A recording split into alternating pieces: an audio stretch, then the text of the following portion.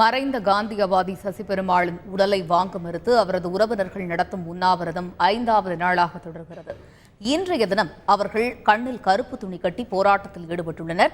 இது தொடர்பான கூடுதல் தகவல்களை எமது செய்தியாளர் சுரேஷ் பாபுவிடம் கேட்கலாம். சுரேஷ் பாபு, இந்த உண்ணாவிரத போராட்டத்தில் யாரெல்லாம் கலந்துட்டு இருக்காங்க? சசிபெருமாளுடைய உறவினர்கள் முன்வைத்துள்ள கோரிக்கைகள் என்ன? சுரேஷ் பாபு.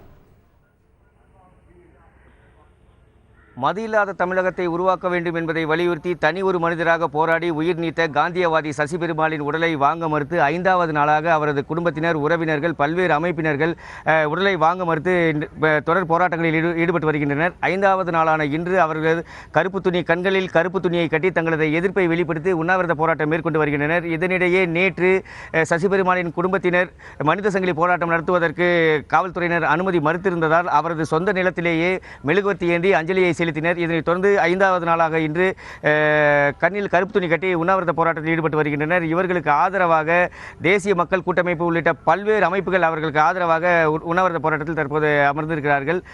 இதனிடையே தமிழக அமைச்சர் நத்தம் விஸ்வநாதன் பள்ளி கல்லூரிகளுக்கிடையே அருகில் மதுக்கடைகள் இல்லை என்ற ஒரு அறிவிப்பை நேற்று வெளியிட்டார். இது குறித்து பேச நம்முடைய சட்ட பஞ்சாயத்து இயக்கத்தை சேர்ந்த செந்தில் ஆறுமுகம் இருக்காரு. அவர்கிட்ட கேட்போம். சார், இப்படி தமிழக அமைச்சர் நேற்று ஒரு அறிவிப்பை வெளியிட்டிருக்காரு. இதை நீங்கள் எப்படி பார்க்குறீங்க?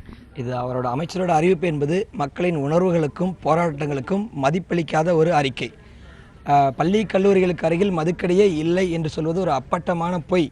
அவர் சொல்லக்கூடிய விவரம் எந்த அடிப்படையில் சொல்கிறார் என்றால், சிட்டியாக இருந்தால் 50 மீட்டர், வெளியூராக இருந்தால் 100 மீட்டர் என்ற ஒரு மிகுந்த ஓட்டை மிகுந்த சட்டத்தின் அடிப்படையில் தான் அவர் சொல்கிறார். அந்த சட்டத்தின்படி அந்த விதிமுறைக்குள்ளெல்லாம் இந்த கடை இல்லைங்கிறாரு. உண்மையில் பார்த்தா தமிழ்நாட்டில் 1500 கடைக்கு மேலே அந்த விதிமுறையை மீறி கடைகள் இருக்குது.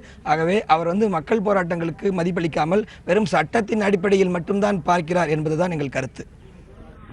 இதனிடையே சசிபெருமாளின் குடும்பத்தினரின் கோரிக்கை அடங்கிய எழுத்துப்பூர்வமான கோரிக்கை நேற்று வருவாய் கோட்டாட்சியரிடம் வழங்கப்பட்டுள்ளது. அதில் தமிழக அரசு பூரண மதுவிலக்கை அமுல்படுத்த வேண்டும் என்பதை இறுதி முடிவு செய்து அதனை 6 மாதத்திற்குள் படிப்படியாக குறைக்க வேண்டும் என்ற ஒரு கோரிக்கை முன்வைத்துள்ளனர். 2வது கோரிக்கையாக சசிபெருமாள் வாழ்ந்த ஊரான சேலம் மாவட்டமும் இறந்த ஊரான கன்னியாகுமரி மாவட்டத்திற்கும் உடனடியாக பூரண மதுவிலக்கை அமல்படுத்தினால் மட்டுமே சடலத்தை வாங்குவோம் என்பதில் உறுதியாக உள்ளனர். இதனை வலியுறுத்தி நேற்று அவரிடம் வருவாய் கோட்டாட்சியரிடம் மனு வழங்கியுள்ளனர். இவர்கள் வழங்கிய மனு மீது தமிழக அரசு உரிய நடவடிக்கை எடுத்து ஒரு நல்ல அறிவிப்பை இன்று மாலைக்குள் வெளியிட வேண்டும் என்பதில் உண்ணாவிரத போராட்டத்தில் அமர்ந்துள்ள சசிபெருமாளின் குடும்பத்தினர், உறவினர்கள், தேசிய மக்கள் கூட்டமைப்பு உள்ளிட்ட பல்வேறு அமைப்புகளின் ஒட்டுமொத்த எதிர்பார்ப்பாகவே உள்ளது.